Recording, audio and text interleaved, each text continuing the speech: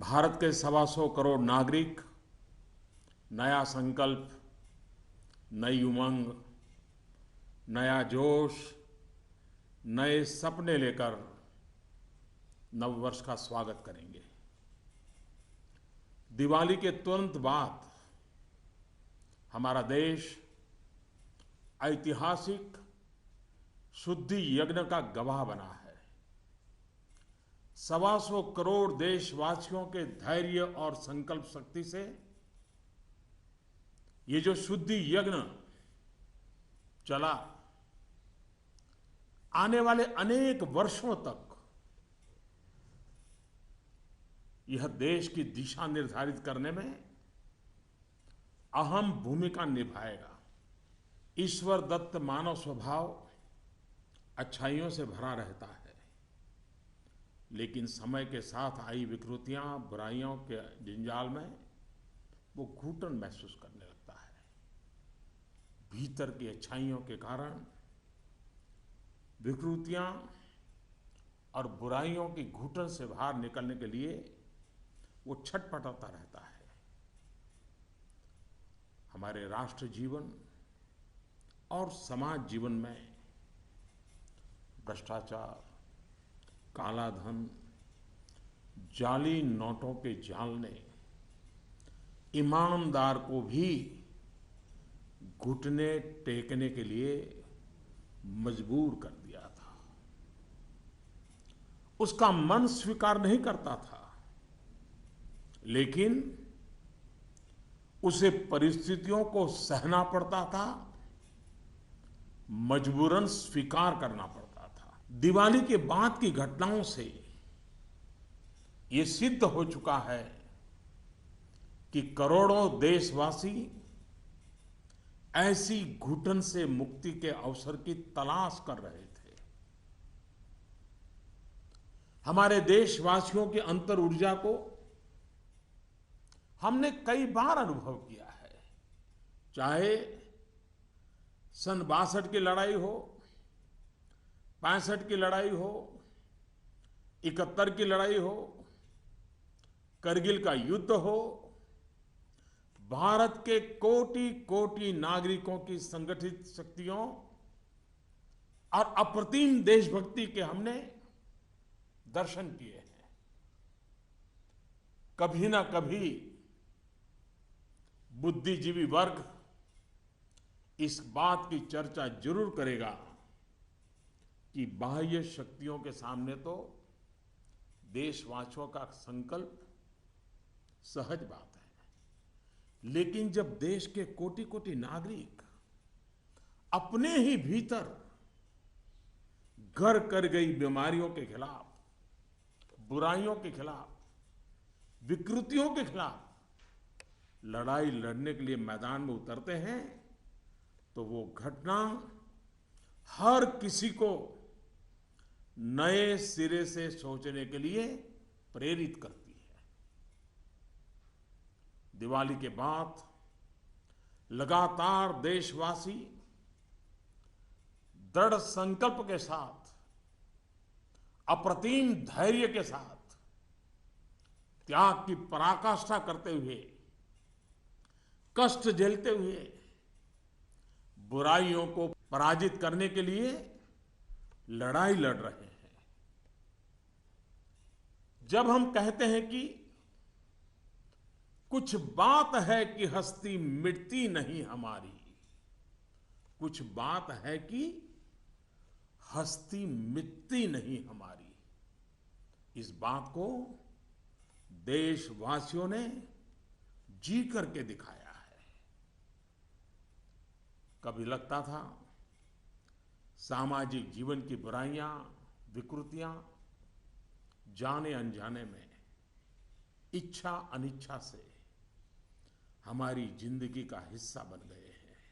लेकिन 8 नवंबर के बाद की घटनाएं हमें पुनर्विचार करने के लिए मजबूर करती हैं। 125 करोड़ देशवासियों ने तकलीफें झेलकर, कष्ट उठाकर ये सिद्ध कर दिया है कि हर हिंदुस्तानी के लिए सच्चाई और अच्छाई कितनी अहमियत रखती है। काल के कपाल पर यह अंकित हो चुका है कि जनशक्ति का सामर्थ्य क्या होता है, उत्तम अनुशासन किसे कहते हैं, अपप्रचार की आंधी में सत्य को पहचानने की विवेक बुद्धि किसे कहते हैं, सामर्थ्यवान बेबाक बेईमान के सामने ईमानदारी का संकल्प कैसे विजय पाता है, गरीबी से बाहर निकलने को आतुर जिंदगी भव्य भारत के निर्माण के लिए क्या कुछ नहीं कर सकती। देशवासियों ने जो कष्ट झेला है वो भारत के उज्जवल भविष्य के लिए नागरिकों के त्याग की मिसाल है। 125 करोड़ देशवासियों ने संकल्पबद्ध होकर अपने पुरुषार्थ से, अपने परिश्रम से, अपने पसीने से उज्जवल भविष्य की आधारशिला रखी है। आमतौर पर जब अच्छाई के लिए आंदोलन होते हैं तो सरकार और जनता आमने सामने होती है। यह इतिहास की ऐसी मिसाल है जिसमें सच्चाई और अच्छाई के लिए सरकार और जनता दोनों मिलकर कंधे से कंधा मिलाकर लड़ाई लड़ रहे हैं। मेरे प्यारे देशवासियों, मैं जानता हूं कि बीते दिनों आपको अपना ही पैसा निकालने के लिए घंटों लाइन में लगना पड़ा, परेशानी उठानी पड़ी। इस दौरान मुझे सैकड़ों हजारों चिट्ठियां भी मिली हैं। हर किसी ने अपने विचार रखे हैं, संकल्प भी दोहराया है, साथ ही साथ अपना दर्द भी मुझसे साझा किया है। इन सब में एक बात मैंने हमेशा अनुभव की, आपने मुझे अपना मानकर के बातें कही हैं। भ्रष्टाचार, काला धन, जाली नोट के खिलाफ लड़ाई में आप एक कदम भी पीछे नहीं रहना चाहते हैं। आपका ये प्यार आशीर्वाद की तरह है। अब प्रयास यह है कि नववर्ष में हो सके उतना जल्दी बैंकों को सामान्य स्थिति की तरफ ले जाया जाए।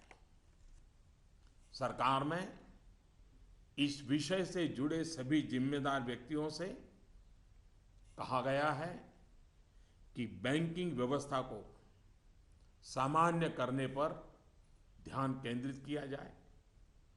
विशेषकर ग्रामीण इलाकों में, दूर दराज वाले इलाकों में प्रोएक्टिव होकर के हर छोटी से छोटी कमी को दूर किया जाए ताकि गांव के नागरिकों की,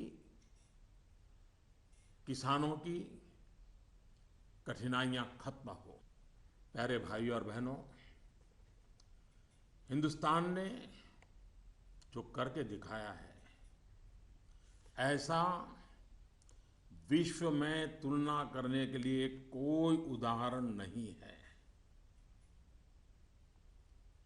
बीते कुछ वर्षों में 1000 और 500 के नोट सामान्य प्रचलन में कम और पैरेलल इकोनॉमी में ज्यादा चल रहे थे। हमारी समकक्ष जो अर्थव्यवस्था वाले देशों में भी इतना कैश नहीं होता जितना हमारे यहां पहाड़ के पहाड़ हो गए। हमारी अर्थव्यवस्था में बेतहाशा बढ़े हुए नोट महंगाई बढ़ा रहे थे, काला बाजारी बढ़ा रहे थे, देश के गरीब से उसका अधिकार छीन रहे थे। अर्थव्यवस्था में कैश का अभाव, नगद का अभाव तकलीफदेह है। तो हम ये भी न भूले, कैश का प्रभाव, नगद का प्रभाव और अधिक तकलीफदेह होता है। हमारा ये प्रयास है कि इसका संतुलन बना रहे। एक बात में सभी अर्थशास्त्रियों की सहमति है कि कैश अथवा नगद अगर अर्थव्यवस्था से बाहर होते हैं तो विपत्ति है। वही कैश या नकद अगर अर्थव्यवस्था की मुख्य धारा में हो तो विकास का साधन बनता है। इन दिनों करोड़ों देशवासियों ने जिस धैर्य, अनुशासन और संकल्प शक्ति के दर्शन कराए हैं, अगर आज लाल बहादुर शास्त्री होते, जयप्रकाश नारायण होते, राम मनोहर लोहिया होते, कामराज जी होते, तो अवश्य देशवासियों को भरपूर आशीर्वाद देते।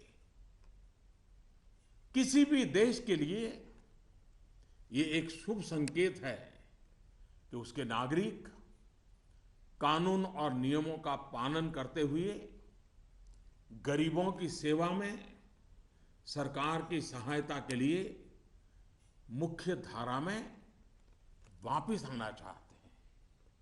इन दिनों इतने अच्छे अच्छे उदाहरण सामने आए हैं जिसका वर्णन करने में हफ्तों बीत जाए। नकद में कारोबार करने पर मजबूर अनेक नागरिकों ने कानून नियम का पालन करते हुए मुख्य धारा में आने की इच्छा प्रकट की है। यह अप्रत्याशित है और सरकार इसका स्वागत करती है। मेरे प्यारे देशवासियों, हम कब तक सच्चाइयों से मुंह मोड़ते रहेंगे? मैं आपके सामने एक जानकारी साझा करना चाहता हूं और इसे सुनने के बाद या तो आप हंस पड़ेंगे या फिर आपका गुस्सा फूट पड़ेगा। आपको जानकर के हैरानी होगी, सरकार के पास दर्ज की गई जानकारी के हिसाब से देश में सिर्फ और सिर्फ 24 लाख लोग ये स्वीकारते हैं कि उनकी आय 10 लाख रुपये सालाना से ज्यादा है। क्या किसी देशवासी के गले ये बात उतरेगी? आप भी अपने आसपास बड़ी बड़ी कोठियां, बड़ी बड़ी गाड़ियां देखते ही होंगे। देश के बड़े बड़े शहरों को ही देखें तो किसी एक शहर में आपको सालाना 10 लाख से अधिक आय वाले लाखों लोग मिल जाएंगे। क्या आपको नहीं लगता कि देश की भलाई के लिए ईमानदारी के आंदोलन को और अधिक ताकत देने की जरूरत है? भ्रष्टाचार, काले धन के खिलाफ इस लड़ाई की सफलता के कारण ये चर्चा बहुत स्वाभाविक है कि अब बेईमानों का क्या होगा, बेईमानों पर क्या बीतेगी, बेईमानों को क्या सजा होगी। भाइयों और बहनों, कानून का काम करेगा, पूरी कठोरता से करेगा, लेकिन सरकार के लिए इस बात की भी प्राथमिकता है कि ईमानदारों को मदद कैसे मिले, ईमानदारों को सुरक्षा कैसे मिले, ईमानदारी की जिंदगी बिताने वालों की कठिनाई कैसे कम हो, ईमानदारी अधिक प्रतिष्ठित कैसे हो। ये सरकार सज्जनों की मित्र है और दुर्जनों को सज्जनता के रास्ते पर लौटाने के लिए उपयुक्त वातावरण को तैयार करने के पक्ष में है। वैसे ये भी एक कड़वा सत्य है कि लोगों को सरकार की व्यवस्थाओं, कुछ सरकारी अफसरों और लाल फीताशाही से जुड़े कटु अनुभव होते रहते हैं। इस कटु सत्य को नकारा नहीं जा सकता। इस बात से कौन इनकार कर सकता है कि नागरिकों से ज्यादा जिम्मेवारी अफसरों की है, सरकार में बैठे छोटे बड़े व्यक्ति की है।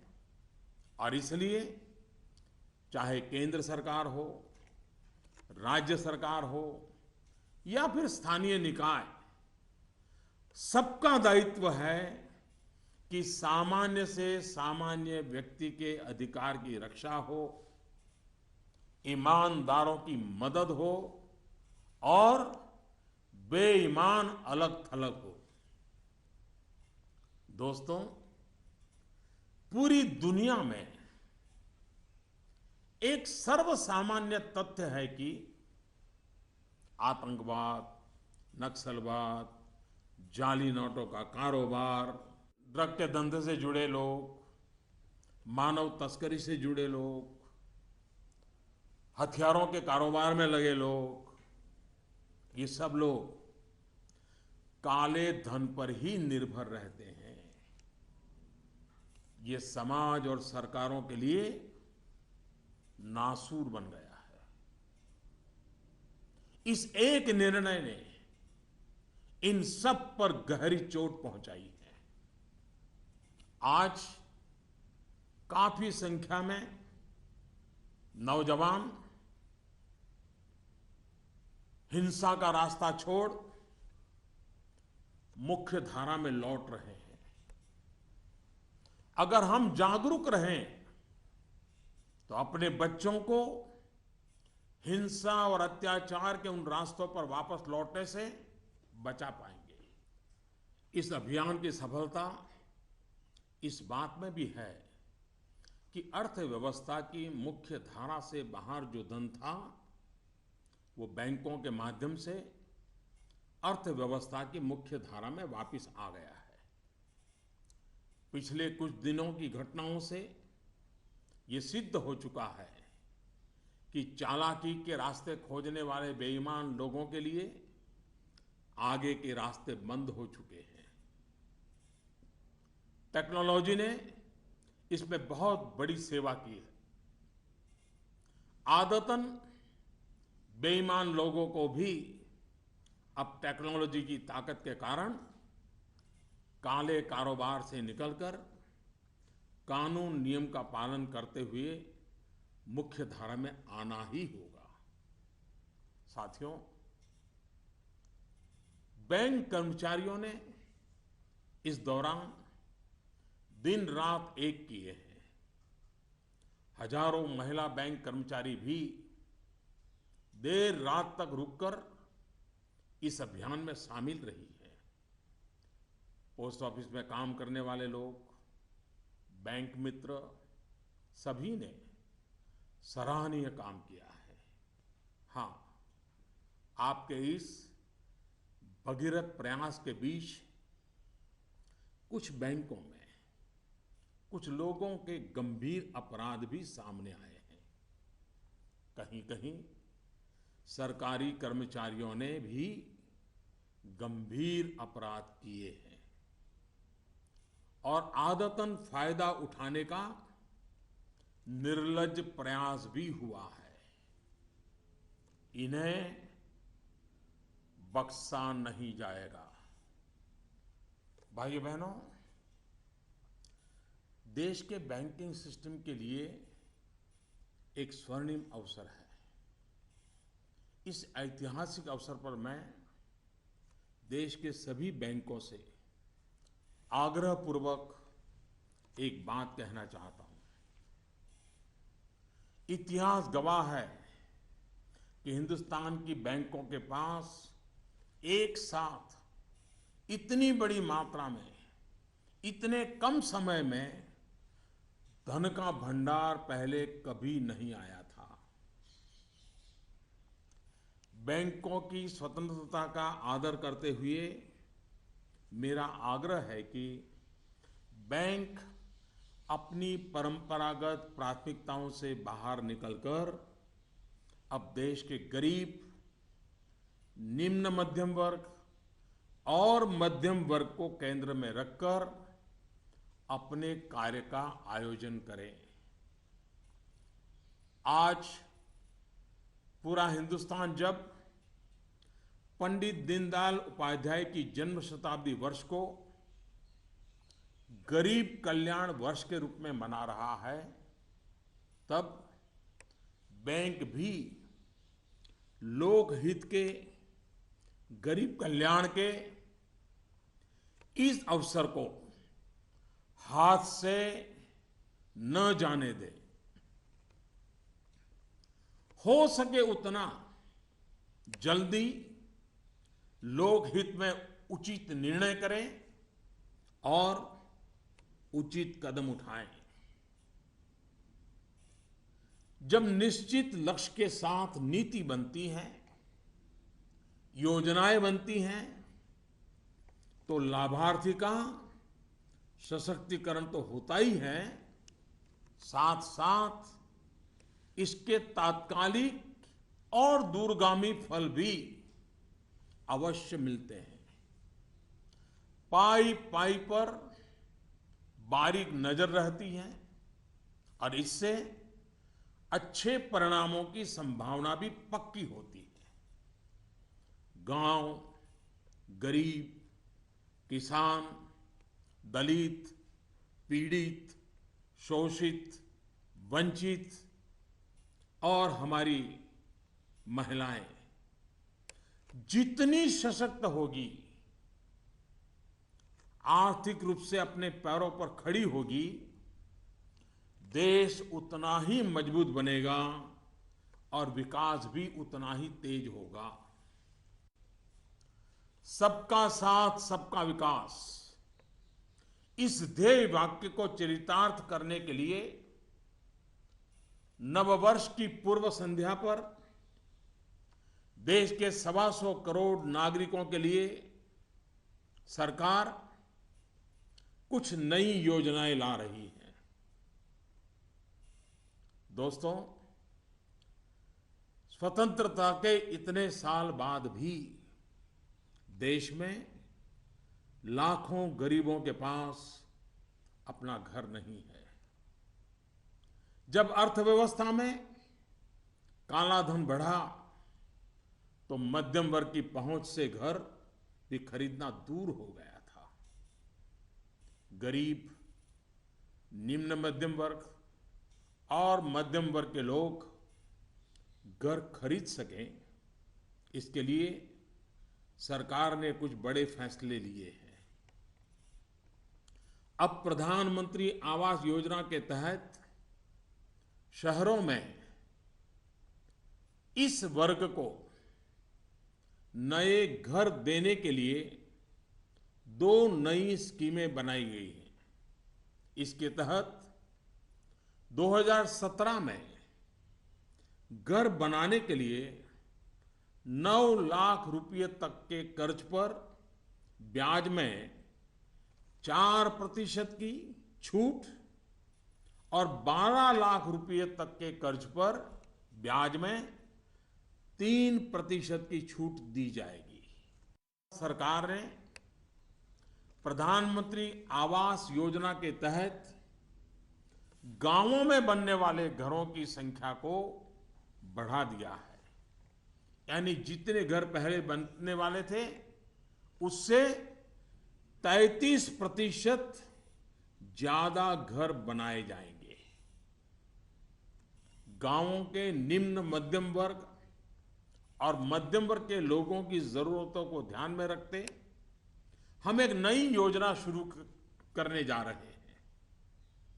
2017 में गांव में रहने वाले जो लोग अपने घर का निर्माण करना चाहते हैं या पुराने घर में कोई विस्तार करना चाहते हैं, एक दो कमरे और बनाना चाहते हैं, ऊपर एक आध नई मंजिल बनाना चाहते हैं, उन्हें 2 लाख रुपए तक के ऋण में 3% ब्याज की छूट दी जाएगी। दोस्तों, बीते दिनों चारों तरफ ऐसा वातावरण बना दिया गया था कि देश की कृषि बर्बाद हो गई है। ऐसा वातावरण बनाने वालों को मेरे देश के किसानों ने करारा जवाब दिया है। पिछले वर्ष की तुलना में इस वर्ष रबी की बुआई में 6% ज्यादा वृद्धि हुई है। फर्टिलाइजर भी 9% ज्यादा उठाया गया है। सरकार ने इस बात का लगातार ध्यान रखा कि किसानों को बीज की दिक्कत ना हो, खाद की किल्लत ना हो, कर्ज लेने में परेशानी ना आए। अब किसान भाइयों के हित में कुछ और अहम निर्णय भी लिए गए हैं। डिस्ट्रिक्ट कोऑपरेटिव सेंट्रल बैंक और प्राइमरी सोसाइटी से जिन किसानों ने खरीफ और रबी की बुआई के लिए कर्ज लिया था, उस कर्ज के 60 दिन का ब्याज सरकार वहन करेगी और किसानों के खातों में ट्रांसफर करेगी। कोऑपरेटिव बैंक और सोसाइटी से किसानों को और ज्यादा कर्ज मिल सके, इसके लिए उपाय किए गए हैं। नाबार्ड ने पिछले महीने 21,000 करोड़ रुपए की व्यवस्था की थी। अब सरकार इसे लगभग 2 गुना करते हुए इसमें 20,000 करोड़ रुपए और जोड़ रही है। इस रकम को नाबार्ड कोऑपरेटिव बैंक और सोसाइटीज को कम ब्याज पर देगा और इससे नाबार्ड को जो आर्थिक नुकसान होगा उसे भी सरकार वहन करेगी। सरकार ने यह भी तय किया है कि अगले 3 महीने में 3 करोड़ किसान क्रेडिट कार्डों को रुपे कार्ड में बदला जाएगा। किसान क्रेडिट कार्ड में एक कमी यह थी कि पैसे निकालने के लिए बैंक जाना पड़ता था। अब जब किसान क्रेडिट कार्ड को रुपे कार्ड में बदल दिया जाएगा तो किसान कहीं पर भी अपने कार्ड से खरीद बिक्री कर पाएगा। भाइयों और बहनों, जिस प्रकार देश की अर्थव्यवस्था में कृषि का महत्व है, उसी प्रकार विकास और रोजगार के लिए लघु और मध्यम उद्योग, जिसे एमएसएमई भी कहते हैं, इसका भी महत्वपूर्ण योगदान है। इस बात को ध्यान में रखते हुए सरकार ने इस क्षेत्र के लिए कुछ निर्णय लिए हैं जो रोजगार बढ़ाने में सहायक होंगे। सरकार ने तय किया है कि छोटे कारोबारियों के लिए क्रेडिट गारंटी 1 करोड़ रुपए से बढ़ाकर 2 करोड़ रुपया करेगी। भारत सरकार एक ट्रस्ट के माध्यम से बैंकों को ये गारंटी देती है कि आप छोटे व्यापारियों को लोन दीजिए, गारंटी हम लेते हैं। अब तक यह नियम था कि 1 करोड़ रुपए तक के लोन को कवर किया जाता था। अब 2 करोड़ रुपए तक का लोन क्रेडिट गारंटी से कवर होगा। एनबीएफसी यानी कि नॉन बैंकिंग फाइनेंशियल कंपनी से दिया गया लोन भी इसमें कवर होगा। सरकार के इस फैसले से छोटे दुकानदार, छोटे उद्योगों को ज्यादा कर्ज मिलेगा। गारंटी का खर्च केंद्र सरकार द्वारा वहन करने के कारण इन पर ब्याज दर भी कम होगी।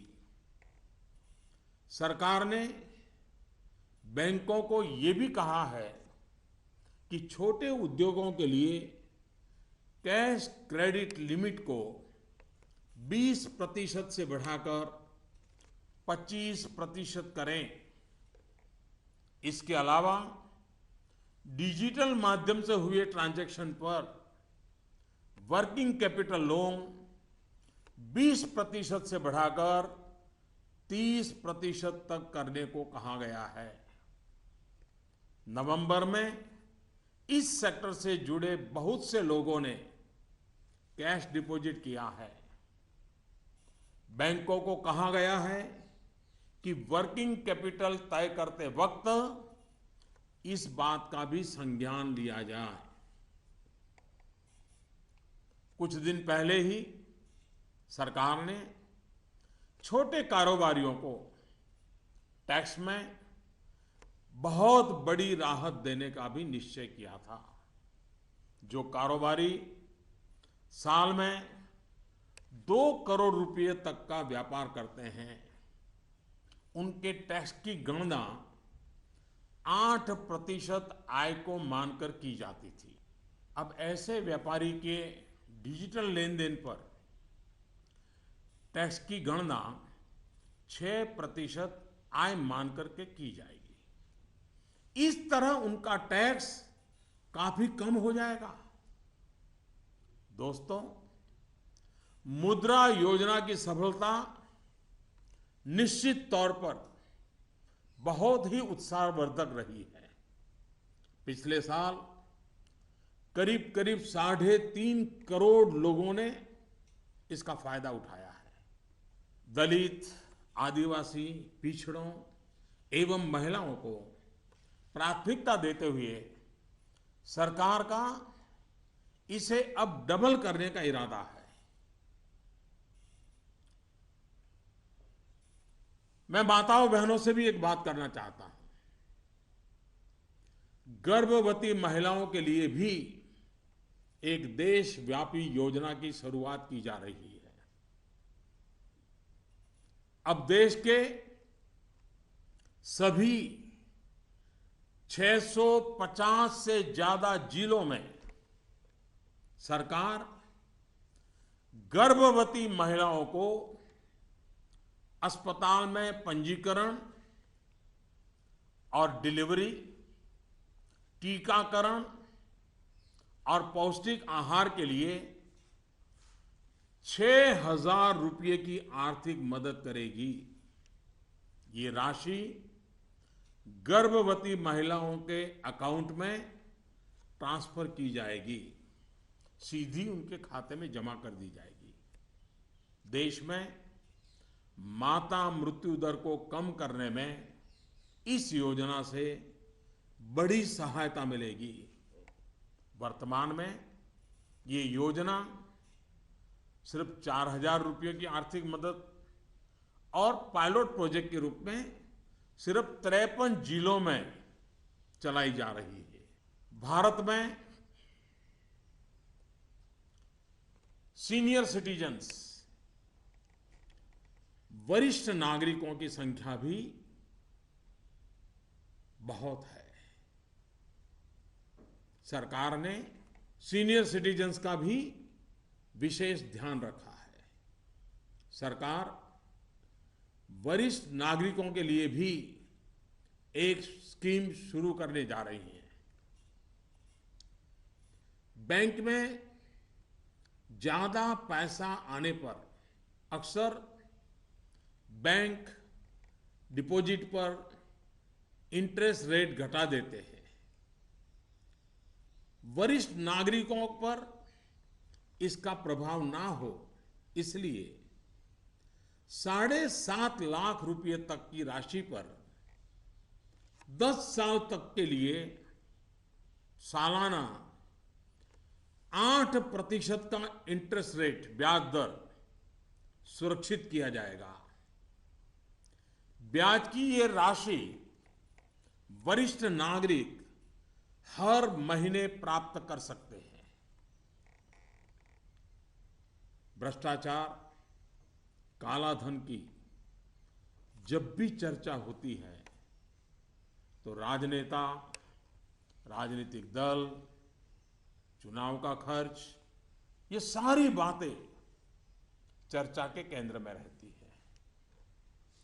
अब वक्त आ चुका है कि सभी राजनेता और सभी राजनीतिक दल देश के ईमानदार नागरिकों की भावनाओं का आदर करें, जनता के आक्रोश को समझें। ये बात सही है कि राजनीतिक दलों ने समय समय पर व्यवस्था में सुधार के लिए सार्थक प्रयास भी किए हैं। सभी दलों ने मिलकर के स्वेच्छा से अपने ऊपर बंधनों को स्वीकार किया है। आज आवश्यकता है कि सभी राजनेता और सभी राजनीतिक दल होलियर देन दाऊ इससे अलग हट करके, मिल बैठ करके पारदर्शिता को प्राथमिकता देते हुए भ्रष्टाचार और काले धन से राजनीतिक दलों को मुक्त कराने की दिशा में सही कदम उठाएं। हमारे देश में सामान्य नागरिक से लेकर के राष्ट्रपति जी तक सभी ने लोकसभा, विधानसभा का चुनाव साथ साथ कराए जाने के बारे में कभी न कभी कहा है।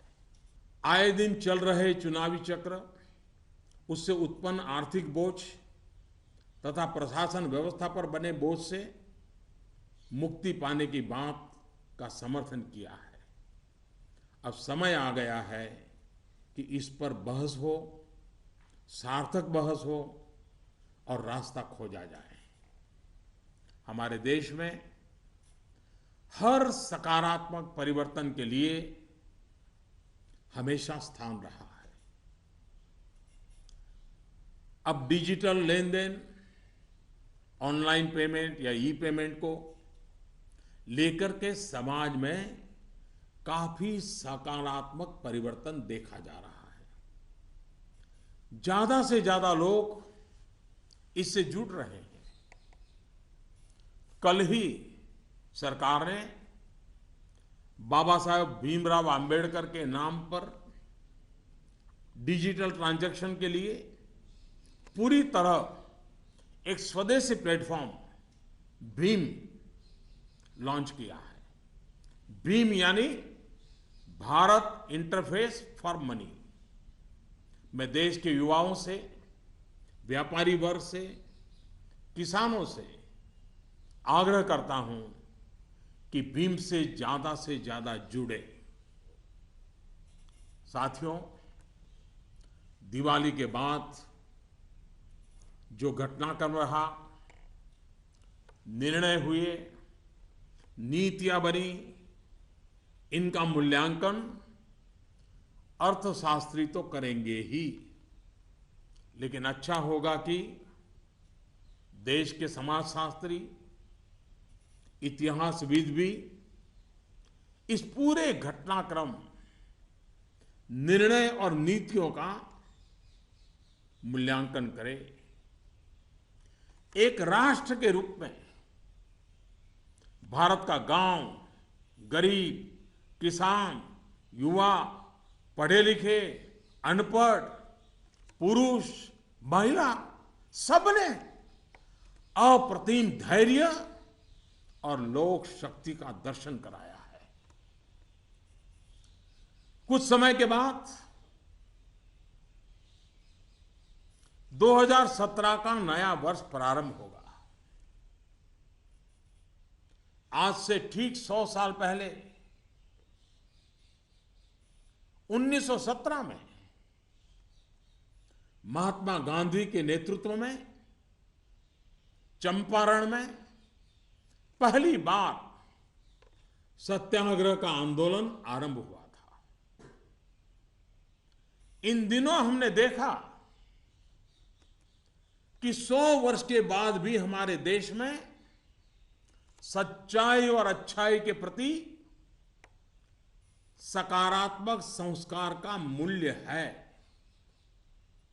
आज महात्मा गांधी नहीं है, परंतु उनका यह मार्ग जो हमें सत्य का आग्रह करने के लिए प्रेरित करता है, वह सर्वाधिक उपयुक्त है। चंपारण सत्याग्रह की शताब्दी के अवसर पर हम फिर एक बार महात्मा गांधी का पुण्य स्मरण करते हुए सत्य के आग्रही बनेंगे तो सच्चाई और अच्छाई की पटरी पर आगे बढ़ने में कोई कठिनाई नहीं आएगी। भ्रष्टाचार और काले धन के खिलाफ इस लड़ाई को हमें रुकने नहीं देना है। सत्य का आग्रह संपूर्ण सफलता की गारंटी है। 125 करोड़ का देश हो, 65% जनसंख्या 35 साल से कम उम्र के नौजवानों की हो, साधन भी हो, संसाधन भी हो और सामर्थ्य में कोई कमी ना हो, ऐसे हिंदुस्तान के लिए कोई कारण नहीं है कि हमारा देश अब पीछे रह जाए। नववर्ष की नई किरण नई सफलताओं का संकल्प लेकर के आ रही है। आइए हम सब मिलकर चल पड़े, बाधाओं को पार करते चले, एक नए उज्जवल भविष्य का निर्माण करें। बहुत बहुत धन्यवाद। जय Hind.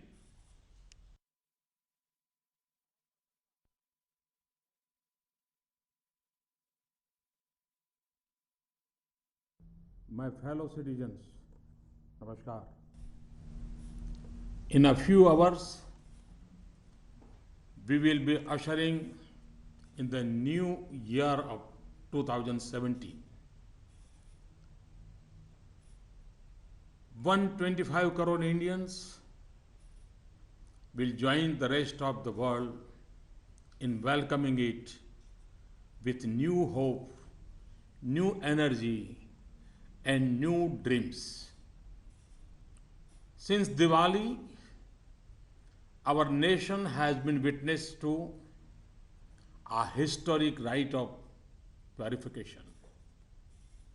The patience, discipline, and resolve displayed by 125 crore Indians will play a critical role in shaping the future of the nation for years to come. In God's creation, humans are endowed with fundamental goodness. With time, the distortions of badness creep in. People feel suffocated in a bad environment and struggle to come out of it. Corruption, black money, and counterfeit notes had become so rampant in India's social fabric that even honest people were brought to their knees. People were forced by circumstances in defiance of their inherent goodness it seems at times that the evils and corruptions of society, knowingly or unknowingly, intentionally or unintentionally, had become a part of our daily lives. Developments post Diwali have shown that crores of Indians were looking for an escape from this suffocation. We have, during the external aggressions of 1962, 1965, 1971, and Kargil, witnessed the intrinsic strength of our citizens, such as collective energy and patriotism, is understandable in the face of external threats. However, when crores of Indians unite to fight a war against internal evils, it is unparalleled. Indians have, with firm resolve and infinite patience, faced difficulties with a smile, redefining the concept of sacrifice. We have lived these ideals. 125 crore Indians have shown in their fortitude the importance we place in truth and goodness. This has been written on the sands of time. Indians have displayed the strength of people power, utmost discipline, and the ability to discern the truth in a storm of disinformation. They have shown that resolute honesty can defeat dishonesty. They have shown how much even people trapped in poverty are willing to do to build a glorious India. The people, through persistence, sweat, and toil, had demonstrated to the world an unparalleled example of citizen sacrifice for the brighter future of nation. Usually, when people's movements have arisen, the people and the government have been at loggerheads. It is historic that both the people and the government are on the same side in this battle against evil. The government is well aware that in this period you had to queue up and face difficulty in withdrawing your own money. I received letters from many people. They have shared their pain and sorrow with me, but also emphasized their support. You have talked to me as one of your own. In this fight against corruption and black money, it is clear that you wish to walk shoulder to shoulder with us. For us in government, this is a blessing. My effort is to take the banking system to normalcy as fast as possible in the new year. I have asked all concerned officers in the government to focus their attention to this task. They have especially been told to proactively resolve the problems in rural and remote areas. Friends, there is no precedent globally to what India has done. Nations similar to us do not have the amount of currency that we had. Over the last 10 to 12 years, 500 and 1000 rupees currency notes were used less for legitimate transactions and more for parallel economy. The excess of cash was fueling inflation and black marketing. It was denying the poor their due. Lack of cash causes difficulty, but excess of cash is even more troublesome. Our aim is to achieve a balance. Economists agree that when cash is outside the formal economy, it is a cause of worry. When it joins the mainstream, it is an opportunity for development. I'm sure if great sons of India like Jayaprakash Narayan, Lal Bahadur Shastri, Ram Manohar Lohia,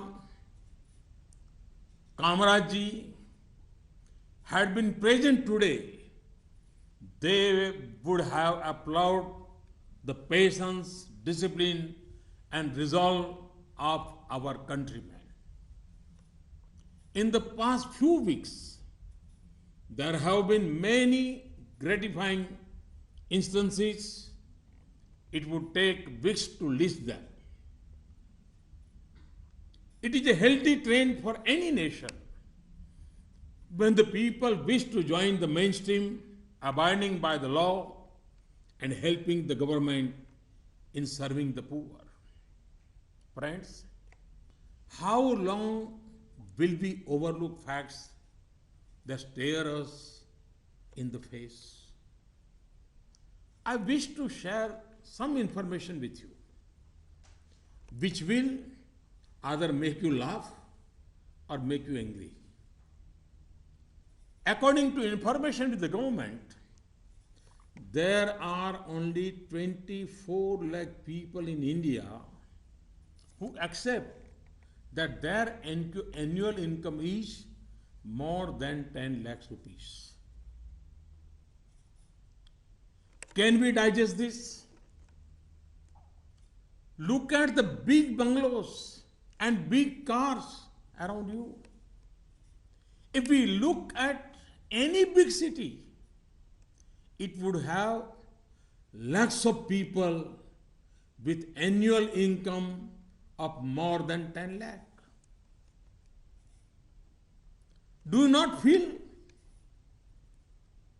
that for the good of the country, this movement for honesty need to be further strengthened? In this fight against corruption and black money, it is natural to debate the fate of the dishonest. What punishment will they get? The law will take its own course with its full force